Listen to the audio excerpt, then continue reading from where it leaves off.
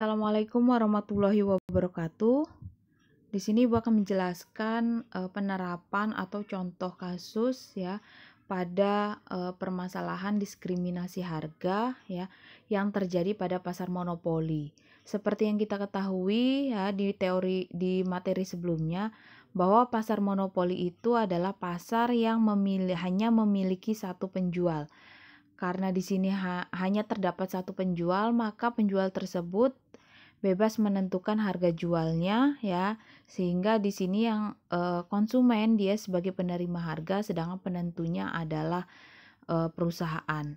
Nah, dalam teori pasar monopoli, bahwa dalam pasar monopoli itu dia bisa menetapkan pasar yang berbeda, artinya monopoli bisa menetapkan dua harga yang berbeda ya pada satu pasar ya, yang itu yang disebut dengan diskriminasi harga. Itu yang pertama. Yang kedua, monopoli itu juga bisa melakukan satu pasar tapi dengan dua pabrik ya. Silakan dibuka teorinya. Nah, yang akan kita bahas di sini adalah monopoli pada pasar yang berbeda. Artinya adalah monopoli dapat menerapkan harga yang berbeda ya di dua pasar ya. Jadi misalnya seperti ini. Contohnya Telkom ya. Telkom di sini adalah dia akan menerapkan tarif ya di dua pasar yang berbeda. Dua pasar yang berbeda seperti apa? Telkom akan menentukan tarif yang berbeda antara ya tarif malam dan tarif siang. Nah, biasanya kalau tarif siang itu lebih murah dibandingkan dengan tarif malam. Kemudian PLN. PLN itu akan menetapkan dua harga yang berbeda. Dua harga yang berbeda itu contohnya biaya listrik untuk rumah tangga itu akan lebih murah dibandingkan dengan biaya listrik untuk industri misalnya. Nah, dalam diskriminasi harga itu biasanya karena dia terdapat dua pasar, ya, dua pasar itu artinya dua harga, ya, maka di sini nanti penerimaannya ada dua, ada TR1, ada TR2. Artinya apa? Kalau TR1 berarti penerimaan di pasar 1 misalnya tadi penerimaan dari tarif siang. Kemudian yang kedua pasar 2. Pasar 2 itu adalah penerimaan pada tarif malam ya. Jadi total penerimaan dalam diskriminasi harga berarti TR1 ditambah TR2. Artinya penerimaan di pasar 1 ditambah dengan penerimaan di pasar 2. Nah, bagaimana dengan biaya yang dikeluarkan? Biaya yang dikeluarkan dalam pasar diskriminasi harga ya, karena di sini adalah pabriknya cuma satu, Telkom ya, makanya biayanya atau total cost-nya hanya ada satu jenis ya. Jadi kalau diskriminasi harga itu yang dua itu adalah TR-nya, penerimaannya ada dua. Tapi kalau untuk total cost dia hanya satu ya. Kita lihat contoh soalnya. Sebuah perusahaan monopoli mengadakan diskriminasi harga dan menjual barangnya di dua pasar. Ya, tadi saya contohkan misalnya Telkom dia menerapkan harga untuk tarif siang itu berbeda dengan tarif malam. Artinya dia menjual di dua pasar. Tujuan perusahaan adalah laba maksimum ya. Seperti kita tahu bahwa keuntungan maksimum pada pasar monopoli itu tercapai ketika MR sama dengan MC. Nah, karena di sini ada dua pasar, berarti nanti pasar 1 keuntungan maksimumnya tercapai pada saat MR1 ya sama dengan MC, pasar 2 berarti keuntungan maksimumnya tercapai pada saat MR2 sama dengan MC ya. Kemudian diketahui ya permintaan di pasar 1 adalah Q1 sama dengan 16 min 0,2 P1 ya. Jadi ini adalah fungsi permintaannya. Kemudian permintaan di pasar 2 adalah P2 sama dengan 180 min 20 Q2 ya. Kemudian fungsi biaya total TC-nya itu adalah 20 Q min 20 ya. Di mana Q di sini ya itu merupakan Q1 ditambah Q2 ya. Jadi total dari Q-nya itu ya outputnya itu adalah penjumlahan dari Q1 artinya Q di pasar 1 ditambah Q di pasar 2. Ya, di sini bisa dilihat bahwa ternyata di sini permintaannya ada dua. ya, ada di pasar 1, ada di pasar 2. Artinya pada saat diskriminasi harga, perusahaan monopoli itu menjual di 2 pasar yang berbeda. Tapi dia memproduksi ya di satu pabrik sehingga biaya totalnya TC-nya hanya 1. Pertanyaannya, tentukan harga dan jumlah barang yang dijual di masing-masing pasar. Ya, berarti nanti dicari harga di pasar 1 itu berapa, jumlah yang dijual di pasar 1 berapa, kemudian di pasar 2 berapa ya. Kemudian elastisitas masing-masing pasar, berarti elastisitas permintaan di pasar 1 berapa, elastisitas permintaan di pasar 2 berapa. Kemudian yang ketiga, bandingkan laba monopoli tanpa dan dengan diskriminasi harga.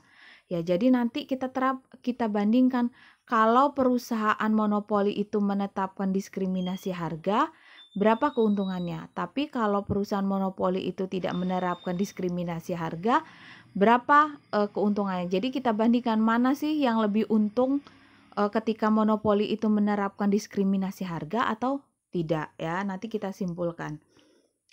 Nah, penyelesaiannya yang pertama kita tuliskan dulu, diketahui ya Q1-nya adalah 16 min 0,2 P1 ya. Ingat Q1 di sini adalah fungsi permintaan atau persamaan permintaannya ya, bukan key outputnya ya.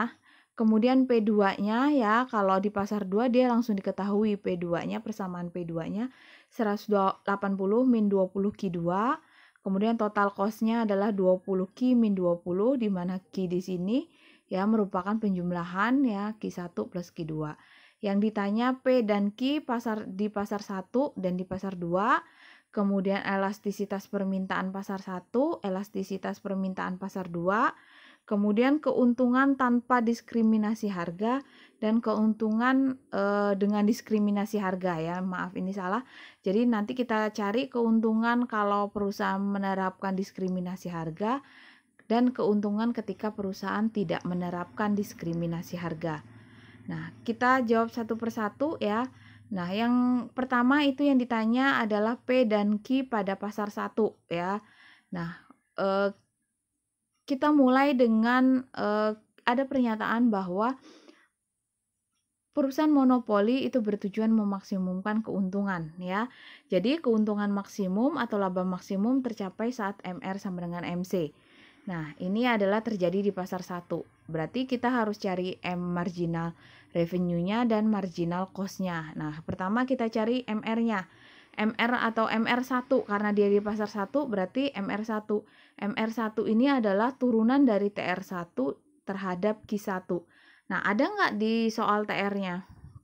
Tidak ada ya. Makanya kita cari terlebih dahulu ya. Berapa TR-nya ya? TR sama dengan P dikalikan dengan Q ya. Berarti karena di sini adalah di pasar 1 ya, berarti TR1 sama dengan P1 dikali Q1 ya harusnya. Nah, karena di sini adalah P dikali Q, P itu ada harga, Q itu adalah outputnya ya. Karena di pasar 1 di sini belum ada harganya, maka kita cari persamaan harganya dari fungsi permintaan Q1 ya. Jadi yang diketahui tadi ya Q1 di pasar 1 tadi itu bukan Q output tapi Q untuk mencari fungsi permintaan ya. Jadi Q1 sama dengan 16 min 0,2 P1 ya. Kita pindahkan P1-nya ya 0,2 P1 pindah jadi positif sama dengan 16 min Q1. Sehingga P1-nya sama dengan 16 min Q1 dibagi 0,2 ya. Jadi nanti 16 dibagi 0,2 hasilnya 80 dikurang Q1 ya, karena di sini nggak ada nilainya berarti 1 dibagi 0,2 hasilnya 5 Q1. Nah, inilah persamaan harganya. Persamaan harga P1 sama dengan 80 min 5 Q1. Nah, dari sini baru kita bisa cari TR-nya. TR1 sama dengan P1 dikali dengan Q1 ya. P1-nya berapa? P1-nya adalah 80 min 5 Q1 ya. Dikali dengan Q1 kita kali yang masing-masing sehingga 80 Q1 dikurang 5 Q1 kuadrat. Nah, kita udah ketemu nih TR1-nya, baru nanti kita masukkan ke persamaan MR-nya. Ya, jadi turunan TR1 terhadap Q1 ya, TR1-nya adalah 80 Q1 min 5 Q1 kuadrat ya, ini Q1 kuadrat ya. 5 Q1 kuadrat ya, diturunkan terhadap Q1. Hasilnya adalah 80 min 10 Q1. Nah, ini adalah marginal revenue untuk pasar 1. Kemudian yang kedua, kita cari marginal cost-nya ya. Kita tahu bahwa MC itu turunan dari total cost-nya terhadap Q. Ya, marginal cost-nya kita lihat diketahui di soal itu adalah 20 Q min 20 diturunkan terhadap Q ya, sehingga marginal cost-nya adalah 20. Di sini sudah diketahui marginal revenue 1 dan sudah diketahui marginal cost, maka kita kembali ke persamaan keuntungan maksimum, yaitu ketika MR sama dengan MC ya. Karena dia di pasar 1 ya, makanya di sini MR1 sama dengan MC ya. MR1-nya tadi 80 min 10 Q1, MC-nya adalah 20.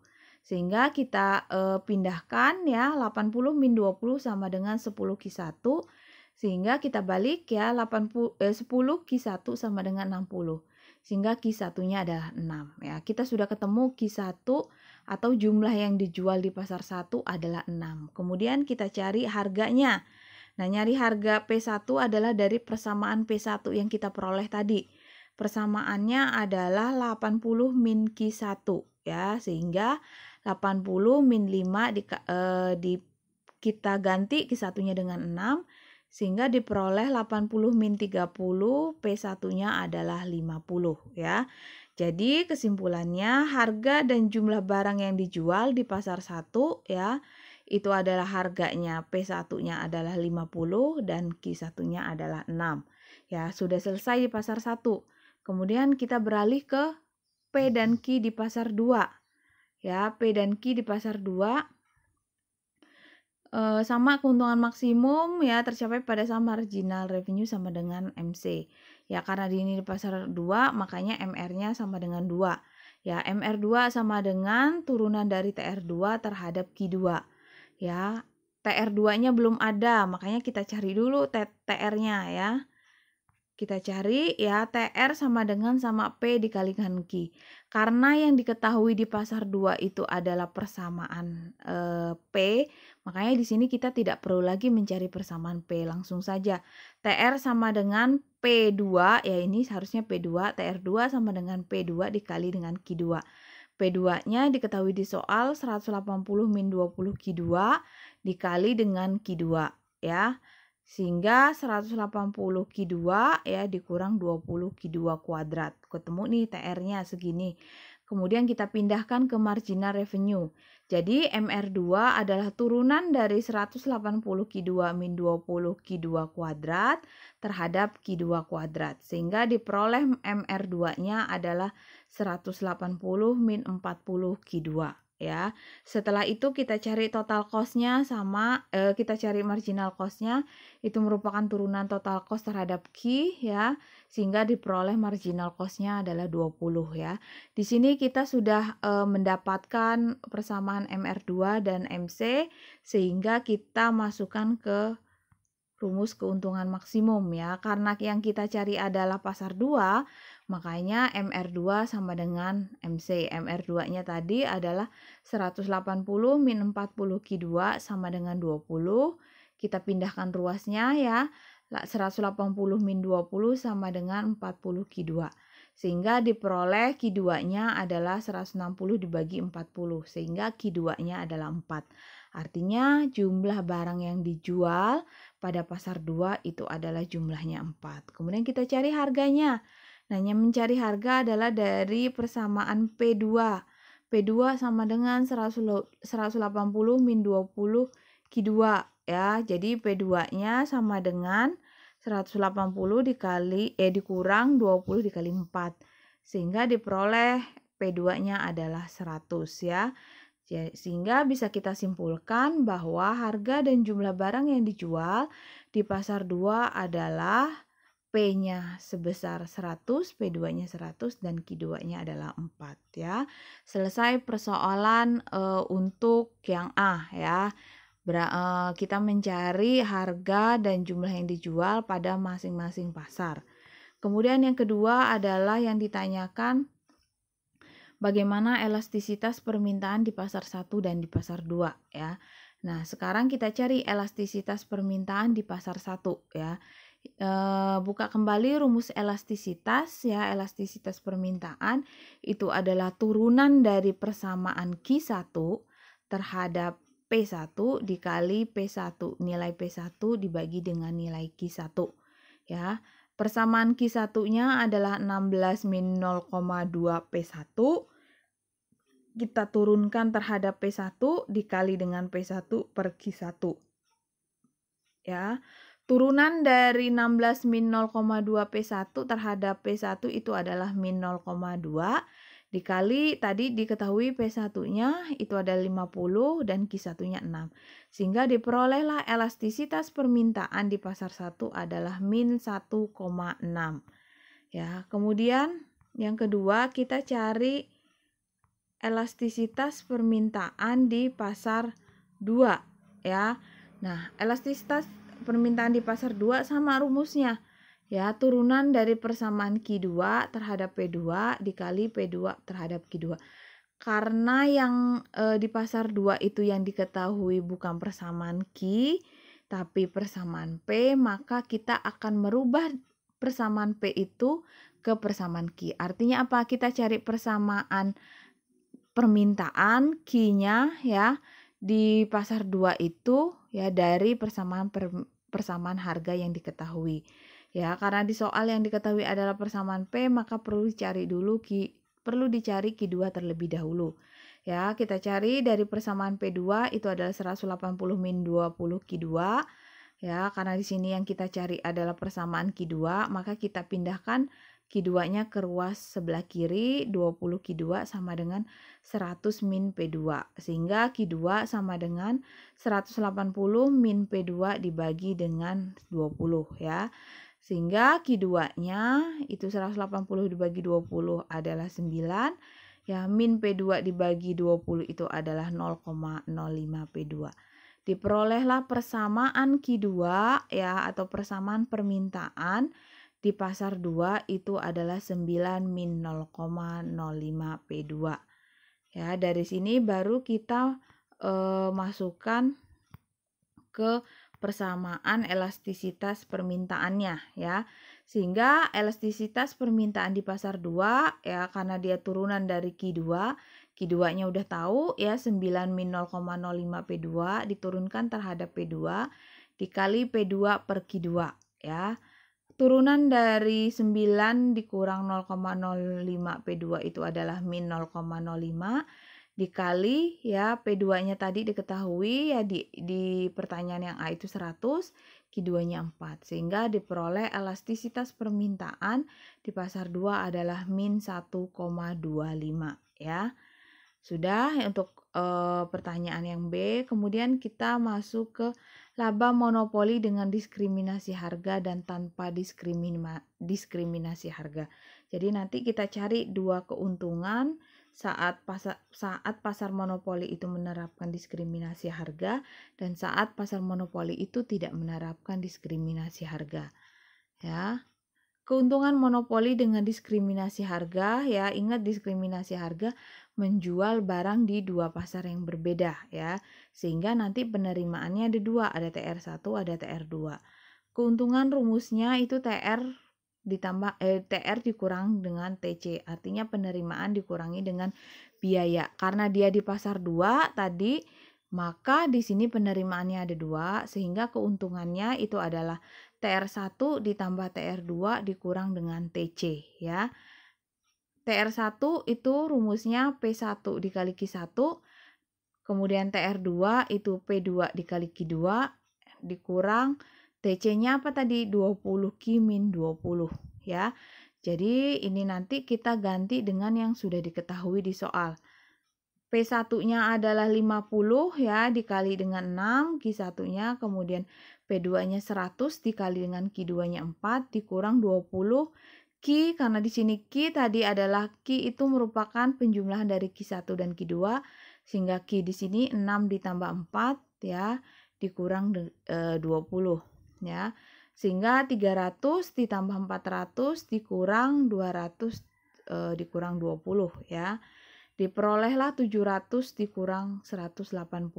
Sehingga keuntungan pada pasar monopoli dengan menerapkan diskriminasi harga adalah sebesar 520 ya. Ini keuntungan yang pertama ya pada saat diskriminasi harga. Kemudian yang kedua adalah keuntungan monopoli tanpa diskriminasi harga. Berarti kalau tanpa diskriminasi harga, asumsinya bahwa pasar atau perusahaan monopoli itu menjual hanya pada satu pasar ya. Karena dia tanpa diskriminasi harga, berarti harganya sama. Nah, karena di sini yang diketahui di soal itu ada pasar 1 dan pasar 2, sedangkan kita mau cari tanpa diskriminasi harga, maka kita harus mencari fungsi permintaan di satu pasar ya. Jadi fungsi permintaan di satu pasar itu diperoleh dari menjumlahkan fungsi permintaan di pasar 1 ditambah fungsi permintaan di pasar 2 ya. Karena tanpa diskriminasi harga, maka pasar yang terjadi hanya satu ya. Sehingga persamaan permintaan hanya ada satu, yaitu Q yang merupakan penjumlahan dari Q1 plus Q2 ya. Q1-nya adalah 16 min 0,2 P1, Q2-nya adalah 9 min 0,05 P2, kita jumlahkan ya. Sehingga Q1 ditambah Q2 ya, kita asumsikan pasar 1 ditambah pasar 2 menjadi satu pasar ya. Q sama dengan 16 ditambah 9 itu 25 dikurang 0,2 ditambah 0,05 itu menjadi 0,25. P1 ditambah P2 karena kita mau menjadikan dia satu pasar sehingga dia menjadi P. Ya, ini adalah fungsi permintaan di pasar monopoli tanpa diskriminasi harga di satu pasar. Jadi artinya ketika monopoli menjual barangnya ataupun menjual hasil produksinya pada satu pasar, maka fungsi permintaannya ini. Q sama dengan 25 min 0,25 P. Ya, ini adalah tanpa diskriminasi harga, hanya ada satu pasar ya. Karena pada pasar monopoli tanpa diskriminasi harga, belum diketahui nilai P dan Q-nya, maka kita perlu mencari P dan Q dengan persamaan permintaan yang baru. Ya, tadi yang diketahui sebelumnya itu adalah masing-masing pasar P1, P2, Q1, Q2. Dan itu adalah harga dan jumlah yang dijual pada diskriminasi harga. Tapi di sini karena kita mau mencari keuntungan tanpa diskriminasi harga, maka P dan Q-nya harus dicari dari persamaan permintaan di satu pasar. Nah, persamaan permintaan di satu pasar itu adalah Q sama dengan 25 min 0,25 P. Jadi dari pasar fungsi atau persamaan permintaan yang baru ini kita cari dulu nilai P dan Q-nya ya. Kita cari Q-nya adalah 25 min 0,25 P. Kita pindahkan ya. 0,25 P sama dengan 25 Q sehingga kita peroleh fungsi harganya itu adalah 100 min 4 Q. Nah, dari fungsi harga ini baru kita cari TR-nya ya. TR-nya adalah P dikali dengan Q.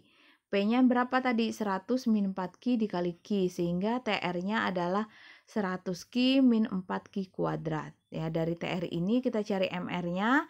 Sama MR itu turunan dari TR terhadap Q ya. Kalau kita turunkan fungsi TR 100Q min 4Q kuadrat ini diperolehlah MR-nya adalah 100 min 8Q ya.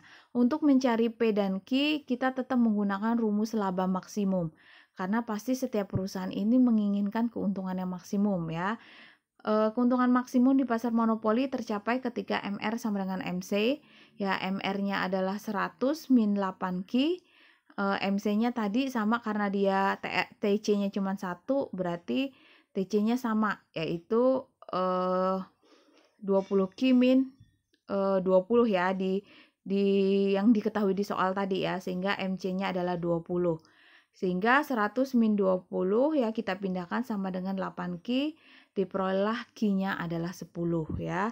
Nah, dari sini baru kita cari nilai P-nya. P-nya tadi persamaan P-nya 100 min 4Q sama dengan 100 min 4 dikali 10 sehingga diperolehlah P-nya 60. Nah, di sini kita udah tahu udah ketemu nih nilai harga tanpa diskriminasi harga ya, dan jumlah yang dijual. Sehingga di sini dapat disimpulkan bahwa ketika pasar monopoli itu tidak menerapkan diskriminasi harga atau dia hanya menjual di satu pasar, harganya itu adalah 60 dan jumlah yang dijual itu adalah 10 ya. Dari sini baru kita cari keuntungannya ya. Keuntungan di pasar monopoli tanpa diskriminasi harga, kita tahu bahwa keuntungan rumusnya penerimaan dikurang dengan biaya ya. Penerimaan itu rumusnya P dikali Q dikurang persamaan TC-nya. 20 Q min 20 ya. P-nya tadi 60, Q-nya 10 ya. Dikurang 20, Q-nya 10 dikurang 20. Sehingga diperolehlah keuntungannya sebesar 480 ya. Jadi 480 ini adalah keuntungan perusahaan monopoli ketika dia tidak menerapkan diskriminasi harga atau ketika dia hanya menjual di satu jenis pasar ya. Kesimpulannya adalah besarnya keuntungan di pasar monopoli ya dengan menerapkan diskriminasi harga lebih besar dibandingkan dengan keuntungan di pasar monopoli tanpa diskriminasi harga. Ya, artinya apa? Perusahaan pasar monopoli yang menerapkan diskriminasi harga itu akan memperoleh keuntungan yang lebih besar dibandingkan dengan perusahaan monopoli yang tidak menerapkan diskriminasi harga ya. Bisa kita lihat dari keuntungannya 520 adalah keuntungan di diskriminasi harga, sedangkan pasar yang tanpa diskriminasi harga adalah 420 ya. Kenapa? Karena pada saat perusahaan itu menjual di dua pasar yang berbeda, maka perusahaan akan mendapatkan penerimaan atau keuntungan di dua jenis pasar yang berbeda ya. Kalau tidak menerapkan diskriminasi harga, keuntungannya hanya pada satu jenis pasar. Nah, itu kenapa diskriminasi harga pada pasar monopoli ini lebih menguntungkan dibandingkan dengan ketika perusahaan itu tidak menerapkan diskriminasi harga ya. Tapi tergantung pada bagaimana kebijakan dari perusahaan masing-masing ya. Demikian penjelasan dari Ibu akhiri. Assalamualaikum.